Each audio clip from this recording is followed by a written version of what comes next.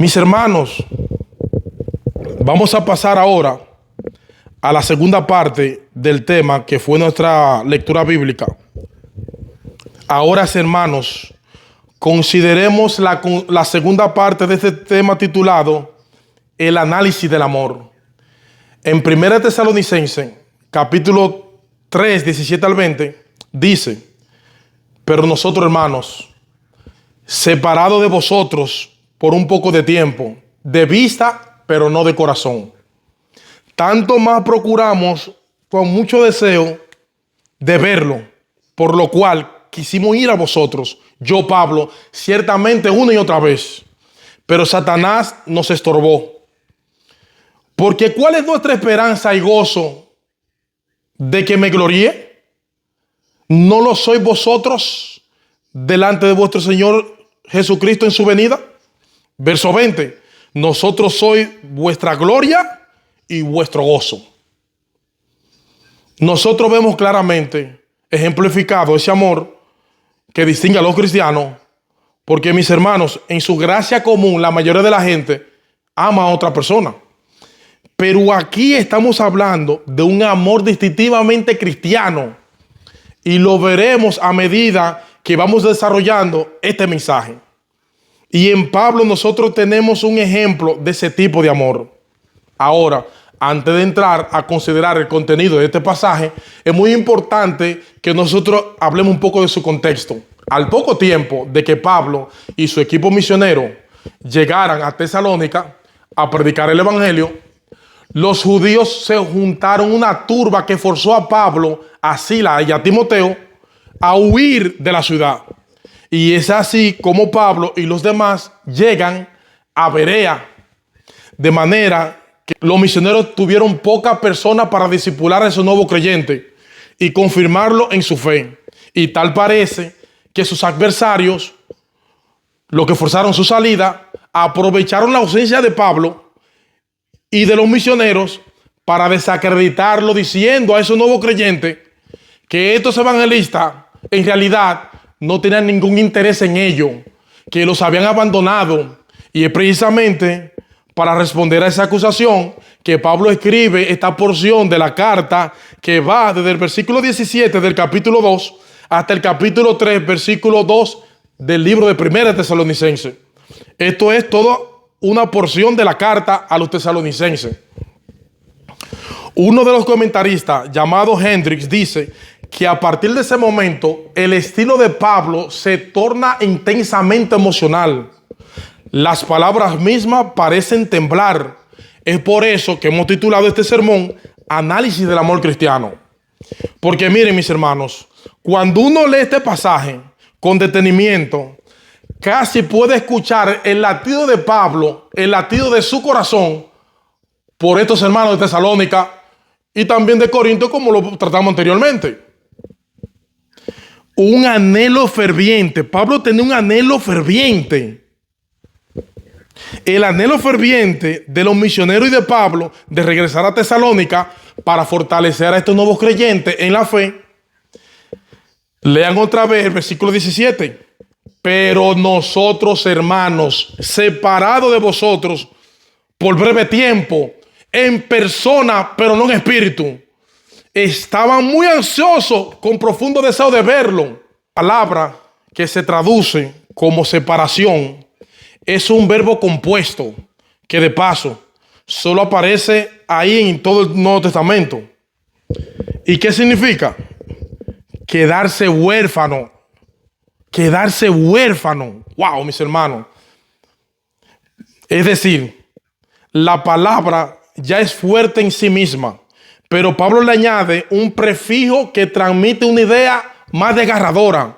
Es como cuando nosotros colocamos la palabra súper ante una palabra para señalar que algo no solo doloroso, sino súper doloroso. O que algo no es angustioso, sino súper angustioso. Eso es exactamente lo que Pablo está haciendo aquí. Este verbo sugiere una separación violenta, una separación desgarradora, dolorosa, profundamente dolorosa, como la de un niño que ha perdido a sus padres. o como alguien que ha perdido un miembro de su cuerpo. Así de doloroso, hermano, así se sentía Pablo cuando se sintió forzado a dejar atrás a estos creyentes recién convertidos, a pesar de que no hacía mucho tiempo que había ocurrido la separación.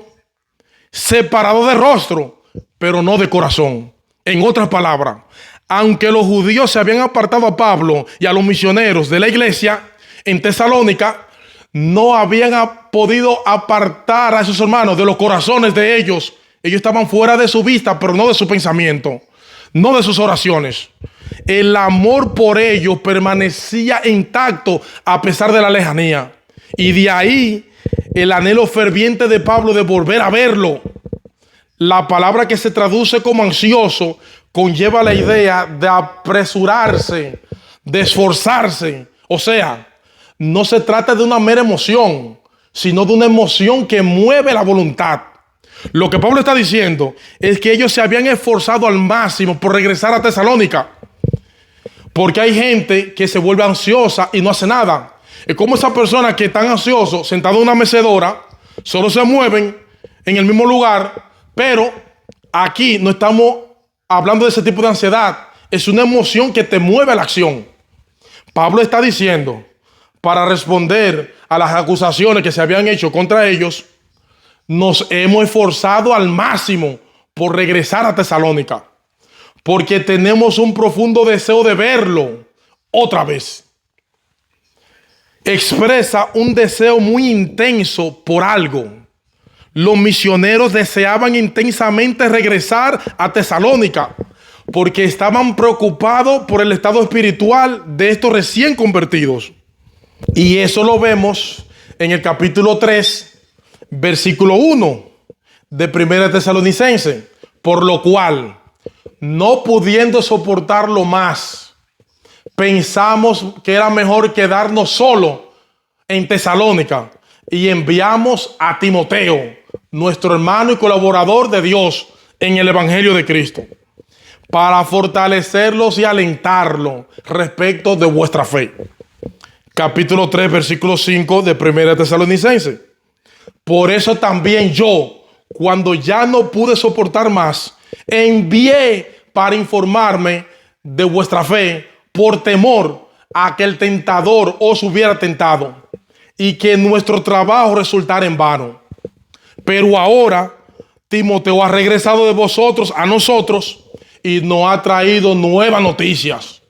Y la palabra es evangelio. Es la única vez que Pablo usa la palabra evangelio que no sea para el evangelio de Jesucristo. La única vez. Las noticias de Timoteo, dice Pablo, me sonaron como un evangelio para mí. Las buenas noticias de vuestra fe y amor, y que de siempre tenéis buen recuerdo de nosotros, añorando verlos, como también nosotros a vosotros. Por eso, hermanos, en toda nuestra necesidad de aflicción fuimos consolados respecto a vosotros, por medio de vuestra fe. Y ahora escuchen, porque ahora sí que vivimos si vosotros estáis firmes en el Señor. ¡Wow, hermanos! ¡Qué amor! ¡Qué amor, mis hermanos de la Javilla! El verdadero amor cristiano se preocupa genuinamente por la condición espiritual de sus hermanos en la fe. Si bien es cierto que es Dios el que da el crecimiento, Dios usa medios para que sigamos avanzando hacia la madurez. Eso es lo que Pablo nos presenta en Efesios capítulo 4. Es hablando la verdad en amor que podemos crecer para ser cada vez más semejante a nuestro Señor Jesucristo. Lo que esto significa, en palabras más sencillas, es que en el contexto del discipulado mutuo, que la iglesia avanza hacia la madurez cristiana. Y ese discipulado no es un programa. Algunas personas me dicen, ¿usted tiene un programa de discipulado? No, esto no es un programa, mis hermanos. Es el resultado de una genuina preocupación por el crecimiento de tu hermano. En otras palabras, tú y yo tenemos una responsabilidad de ayudar en lo que podamos al crecimiento de otros. Así como nosotros necesitamos la ayuda de otros para crecer. Déjame hacerte una pregunta, hermanos, que está ahí sentado y que están ahí en las redes sociales. ¿Tú estás discipulando a alguien ahora mismo? El discipulado no tiene que ser una cosa de 2 años, 3 años. Puede ser simplemente que tú tomes a un nuevo creyente y le enseñes cómo leer la Biblia, cómo orar, cómo confesar sus pecados, animar a ser miembros de la iglesia. ¿Tú estás discipulando a alguien o alguien te está discipulando a ti ahora mismo? Es simplemente el resultado del amor, del discipulado. Es una manifestación concreta del amor. Pablo, Silas y Timoteo estaban realmente preocupados por el estado espiritual de estos nuevos creyentes en Tesalónica. Pero saben que Dios espera ver esa mutua preocupación en todos los cristianos. Esto no es simplemente el amor de Pablo. Hay personas que dicen que creen que Pablo era un super cristiano. Pablo era súper espiritual. No, Pablo era un cristiano, era un hombre sujeto a pasiones iguales que la tuya y que la mía. Dios espera eso de todos nosotros. Pablo dice, escribiendo a los Corintios, que Dios espera que en la iglesia no haya división, sino que los miembros tengan el mismo cuidado unos con los otros. ¿Tú oíste eso, hermano? Dios espera que en la iglesia tengamos el mismo cuidado unos por los otros. Déjame hacerle otra pregunta, hermano, que yo tuve que hacerme en esta semana. Porque para serle muy honesto, preparar este sermón fue muy duro para mí. Porque vi mi pecado con una claridad asombrosa. Mi falta de amor. Yo necesito crecer en amor. Y tú también. Porque el estándar es llegar a amar como Jesús. Claro que nos falta. Dice la Biblia que os améis unos a otros como yo he amado. Ese es el estándar. ¿No es así? Déjame hacerte otra pregunta. ¿Cómo fue que Pablo llegó a desarrollar esa capacidad de amar tan intensa y genuinamente? Porque déjame decirte algo, Pablo no nació así. Hay personas que dicen que él nació así. No. Pablo no nació con una disposición natural hacia el amor. Todo lo contrario. Todo lo contrario. Pablo fue un fanático religioso que llegó a perseguir a los cristianos con hazaña. O sea, antes de ser cristiano, Pablo tenía una gran capacidad de odiar y de hacer daño. El que escribió este texto nació con una gran capacidad de odiar, una gran capacidad de hacer daño, hasta que Cristo se encontró con él en su camino a Damasco. Y el odioso Saulo se convirtió en el amoroso Pablo por el poder del Espíritu Santo. Aleluya, gloria a Dios. ¿Saben dónde está el secreto de Pablo? Que Pablo nunca olvidó lo que él había sido. Y precisamente por eso nunca dejó de maravillarse del amor de Cristo por él. Ahí está el secreto, hermano de la Javilla. Qué fácil. Pablo nunca olvidó lo que él había sido y nunca dejó de maravillarse del amor de Cristo. Y viera precisamente el hecho de sentirse tan amado lo que lo movía a amar a otros sin condición. Él mismo escribió en 2 Corintios 5:14, el amor de Cristo nos constriñe. El amor de Cristo nos presiona. El amor de Cristo nos motiva.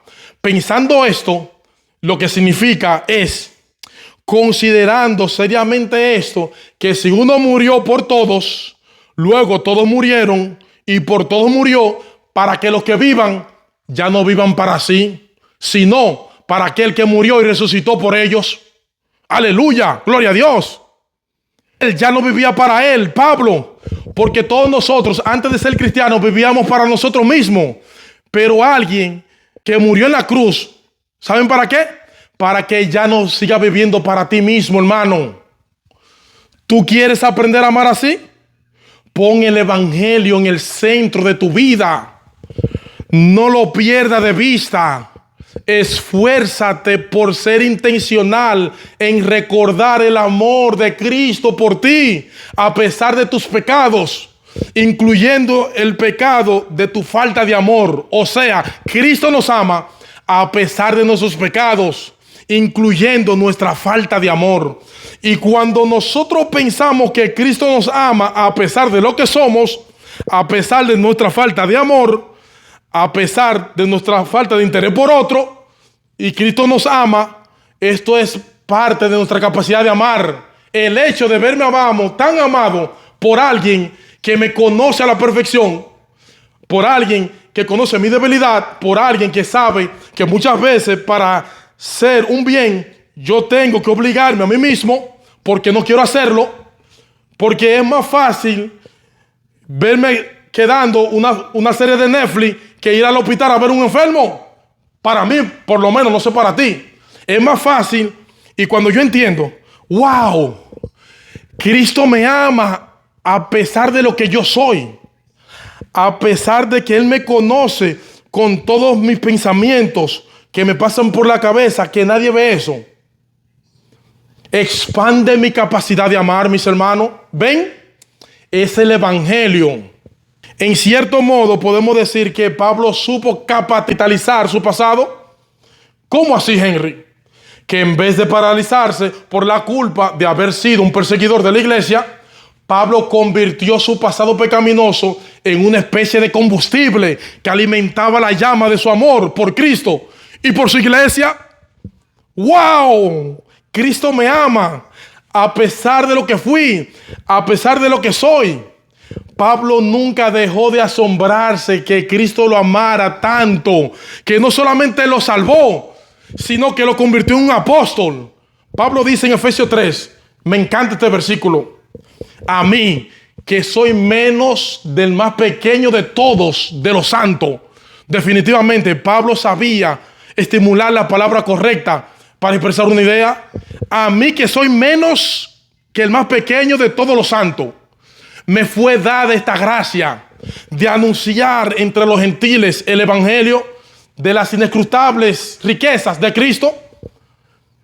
Pablo dice: yo no puedo entender cómo Cristo me ama tanto, y por eso podía amar como Él amaba, siendo un hombre como tú y como yo, que seguramente tenía que luchar con su propio pecado. Ahora, Pablo no solo estaba muy consciente del amor de Cristo, en contraste, ¿verdad?, con su pecaminosidad, sino también el hecho de que Cristo lo había colocado en medio de esa familia que él antes perseguía.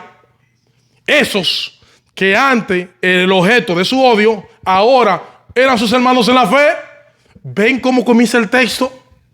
Pero nosotros, hermanos. Y alguien puede decir: pero Henry, ¿por usted sabe que Pablo le llamaba hermano a todos los cristianos? No, yo no creo que el uso de la palabra hermanos aquí sea casual. Y no lo creo por la cantidad de veces que Pablo usa la palabra hermano en esta carta. Para que tengan una idea, ¿cuántos capítulos tiene la carta de los Romanos? 16 capítulos. ¿Cuántos capítulos tiene el 1 de Tesalonicenses? 5 capítulos. ¿Saben cuántas veces Pablo usa la palabra hermano en toda la carta de los Romanos? 20 veces. ¿Cuántas veces usa la palabra hermano en estos 5 capítulos de 1 de Tesalonicenses? 19 veces. Casi la misma cantidad con 11 capítulos de diferencia. Hermanos, los cristianos debemos amarnos porque somos hermanos de sangre. Es el mejor sentido de la palabra. Somos miembros de una misma familia. Tenemos un mismo Salvador. Fuimos comprados con la misma sangre y ahora pertenecemos al mismo Padre. Mis hermanos, cuando Cristo murió en la cruz, una de las cosas que nos quitó como una ropa sucia es el individualismo. Esta es una sociedad inminentemente individualista.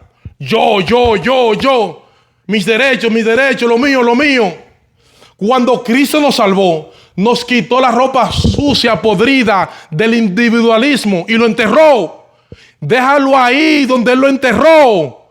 Deja el individualismo a un lado. Por eso le decía al principio de este tema que nosotros necesitamos un reavivamiento de amor que nos mueva a salir de nuestra zona de comunidad y nos arriesguemos a amar a otros, independientemente de que si los otros te aman o no. Y digo arriesgarme, porque el amor es arriesgado, muy arriesgado. Tú puedes dar por entero a una persona que después te va a clavar el cuchillo en la espalda.